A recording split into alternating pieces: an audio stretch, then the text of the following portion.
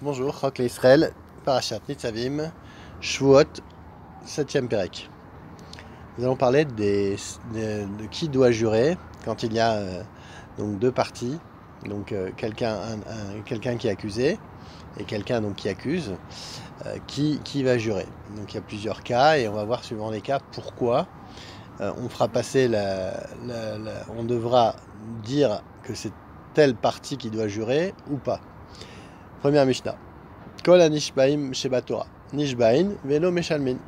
Donc tous ceux qui sont accusés dans la Torah, ils peuvent jurer et se disculper et donc ils ne vont pas payer. Maintenant on va voir velo nishbaim venotlin. Maintenant voici ceux qui jurent et qui peuvent prendre l'argent, ce qu'on leur doit.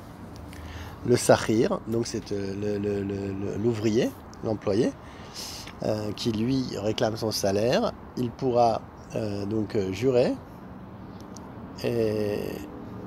et ensuite prendre son argent.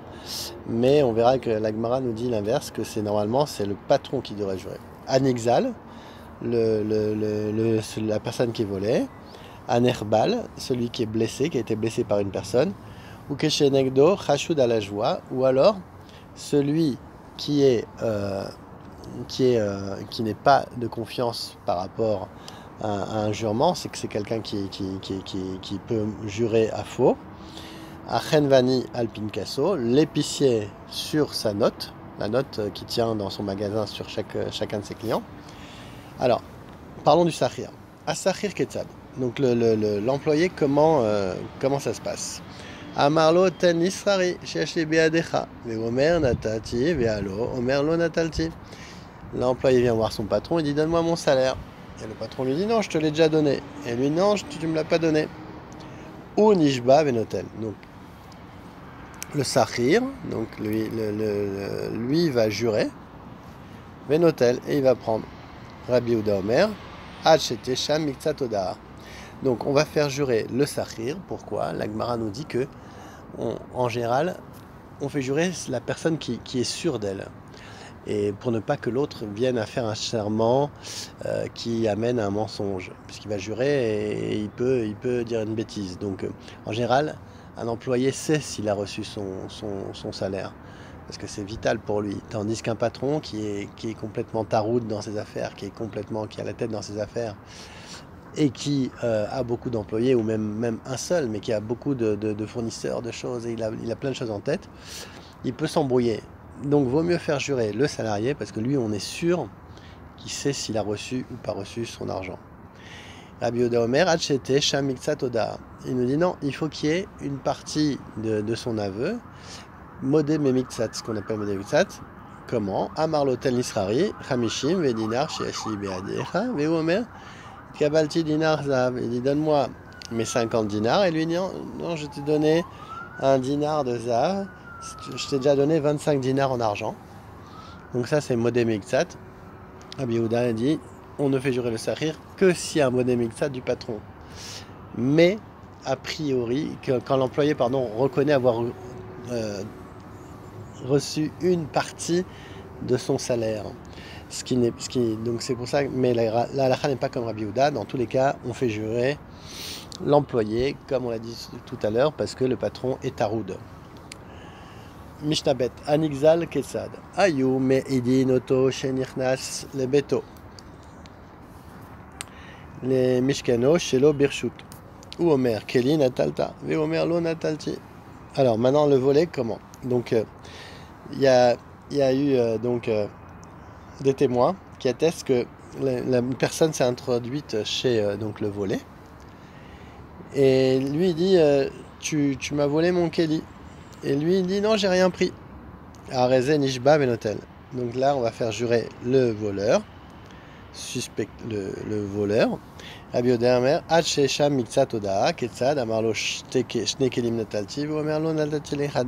Rabbi Yehuda reste suivant son idée qu'il faut modé memiktsat pour faire jurer le voleur. Et la halakha n'est pas comme Rabbi Yehuda. Mishnah Gimel Anerbal Ketzad. Donc le blessé comment? Donc quelqu'un qui a été blessé. Ayamedi moto shenirnas mutachatiado shalem yatser chaboul ve'amarlo chabalti bi ve'amarlo chabalti arezen ishba venotel. Donc le blessé rentre dans une maison, deux personnes le voient rentrer dans une maison, il était en bonne santé, il était chalem, puis on le voit ressortir tout blessé. Et lui dit tu m'as blessé, lui il dit non je t'ai pas blessé. Rabbi Yehuda Omer. Alors arezen ishba venotel. Donc c'est qui va jurer? C'est la victime devra donc étayer sa plainte par un serment pour recevoir des indemnités. Et Rabbi Yehuda, toujours suivant sa svara de Modé Miktsat, Hachete, Sham Miktsat Oda, Ketzad, Amarlo Chabalta Bishtaim, tu m'as blessé sur deux coups. Et lui il dit non, tu m'as blessé que un. Donc c'est Modé Miktsat. Donc c'est le svara de Yehuda qu'il faut qu'il y ait au moins une Oda, Bemiktsat, un aveu partiel. Mishnah Dalet. Keshenegdo chashud ala shvua ketzad. Achat shvua aedut. Achat shvua apikadon. Ve'alu shvua shav. Aya mesachek kubia. Umalveri berivit. Umachionim sochare shviit. Shenegdo nishba venotel. Ayu shneem chashudim. Chazor ashvua lemukomo. Divrei Rabbi aussi. Rabbi Emer omer echloku. Donc maintenant on va essayer de voir comme dans la première Mishnah, on va essayer d'expliquer c'est quoi quelqu'un qui est chashud al shvua, quelqu'un qui est peu recommandable sur une qu'on va pas croire quand il jure. Alors on a dit que ce soit une shvua apikadon ou shvua jav. Donc c'est le mesachek kubia, c'est la personne qui joue au jeu, qui joue au dé par exemple, en gagnant de l'argent au détriment des autres. Amalve beribit, c'est celui qui prête avec un intérêt. Amafricheyonim, c'est celui qui va faire des courses de pigeons. Vesochare shviit, c'est celui qui vend des produits de la shvit. Donc c'est des gens qui sont peu recommandables et qu'on ne croit pas trop. Maintenant, si les deux ne sont pas crus, si les deux sont des gens qui sont peu recommandables, comme on l'a vu,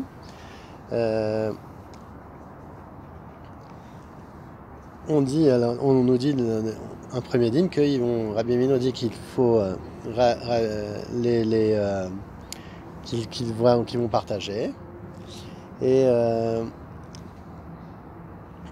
Rabbi aussi déclare, le serment revient à sa planche antérieure.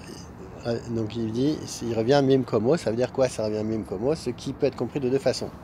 La première, quand il y a eu Ma'amad Har Sinaï, le Hachem il a dit à ses enfants d'accomplir tous les commandements et donc l'interdiction de voler.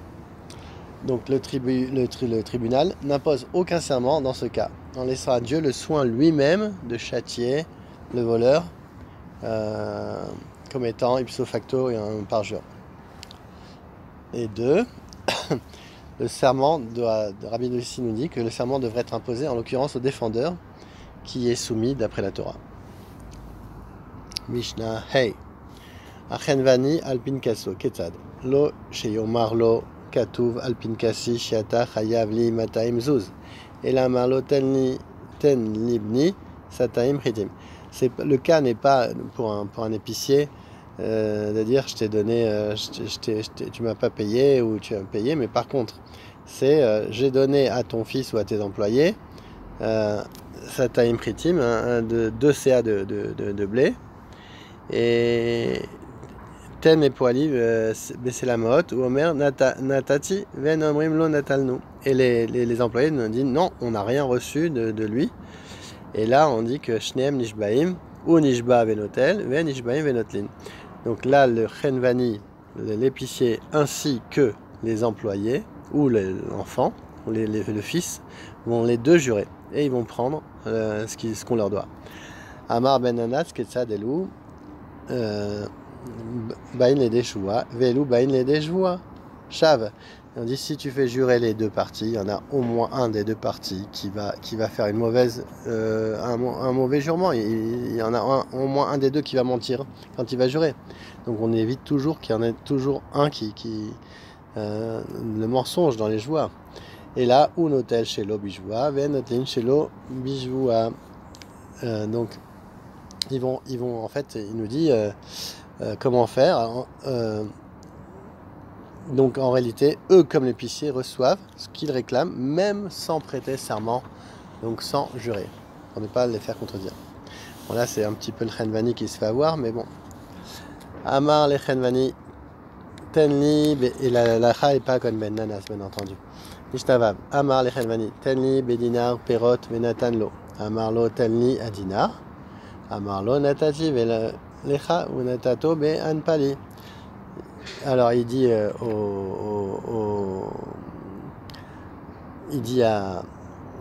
il dit à un épicier, donne-moi mes pérottes que j'ai achetées pour un dinar.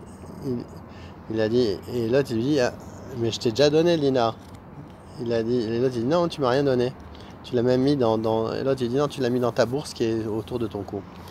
Ishava balabait. Là, c'est le balabait, donc c'est pas le Chenvan qui va jurer, c'est la personne qui. Pourquoi? Parce qu'il n'a pas les fruits en sa possession, il n'a rien, et donc c'est lui qui réclame, donc c'est lui qui jure.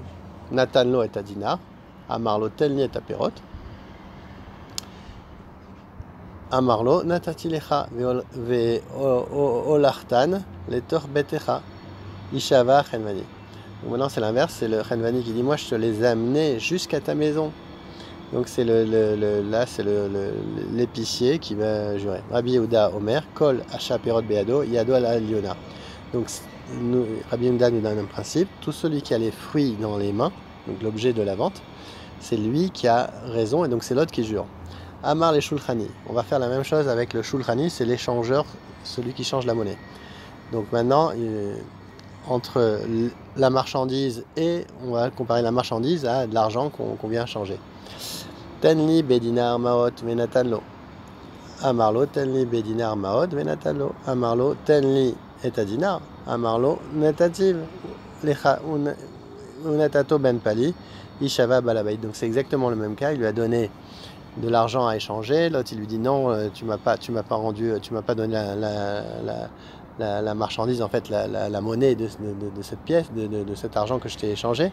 Il a dit non, mais tu l'as mis autour de ton cou, même tu l'as mis autour de ton cou, donc ça sera le balabait qui va jurer. Nathan lo et adinar, amarlo tenli et amaot, amarlo natati lecha, veishlachtam le torkisrecha ishava shulchani. Rabbi Yehuda Omer, en derer shulchani liten isar, achetol benina. Donc quelqu'un demandait au changeur de convertir un dinar en petite monnaie et il l'a reçu. Quand le changeur réclame le dinar, le client affirme qu'il l'a déjà donné et que l'autre l'a rangé dans sa bourse. Il devra le jurer pour être acquitté. Maintenant, quand le client a donné le dinar et réclame la petite monnaie, si le changeur prétend qu'il lui a donné et que l'autre l'a mise dans sa poche, il devra en faire le serment pour être acquitté. Donc c'est celui qui reçoit, donc c'est l'acheteur, c'est la personne qui vient changer qui devra jurer. Rabbi Yehuda demande au client de jurer dans le second cas, parce que d'après lui, un changeur n'a pas l'habitude de donner de la petite monnaie, tel qu'un issar, avant même d'avoir encaissé le dinar. Un changeur, il prend toujours ses précautions. D'abord, il encaisse et après, il donne. Il nous dit, c'est impossible que le Chenvani n'ait pas pris le dinar avant, et donc ça sera lui qui devra jurer. Mishnah Zayin, Keshem Shamru, Apogemed Ktuvata, Lo Tifra et la Bejoua. Donc la femme qui est soupçonnée d'avoir pris une part de sa ketouva et l'avoir vendue, elle doit le faire par un jurement. Et quand il y a un témoin qui dit non, ça a été remboursé, que la ketouva n'était pas complète et qu'elle a déjà été entamée, l'otifra et la bejoua, donc elle doit faire un joua. Mais minechassim ameshubadim ou minechassim etobim, l'otifra et la bejoua. Quand on doit se faire rembourser elle veut se faire rembourser par rapport à des biens qui sont meshubadim, donc qui sont hypothéqués, ou des biens qui sont aux orphelins, donc le père est mort. L'autre ifra et la bejoua, donc elle devra jurer bejoua que sa ketouba n'a pas été entamée. Anifrat shelo befanav, l'autre ifra et la bejoua.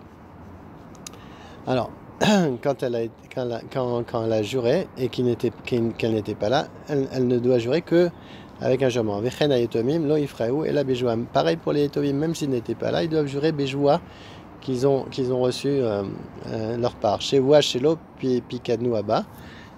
Par exemple, il jure que notre père ne n'a pas laissé en picadone Abba, Velo Amar Lanu Abba, qui ne nous a rien dit Abba, Shelo Matsinu Ben Shtarot Shel Abba, qu'on n'a rien trouvé entre les contrats de notre père, et ce Shtarze Paroi que ce Shtarze sera, donc ils doivent jurer. Rabbi Hanan Ben Broka Omer, Afilu Nola Daben, Lechar Mita Aav, Areze Nishba Benotel.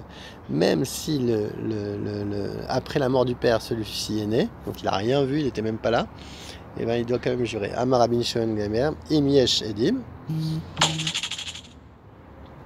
Alors, Im Yesh Edim, chez Amarav Bishat Shmitato Shtarze Eno Parwa, ou Notel chez l'Obijwa.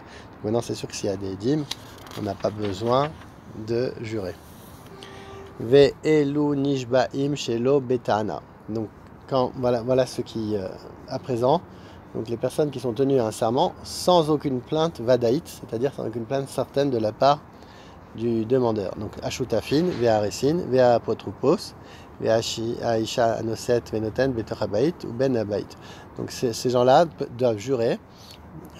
Même si c'est pas une Tanat Vadaï, donc le Haris c'est le métayer, l'apotropos c'est le gérant d'une affaire, là on a dit le Choutaf aussi, la femme qui fait du commerce dans sa maison, et Ben Abaït, l'enfant qui fait aussi du commerce avec l'argent des petits frères.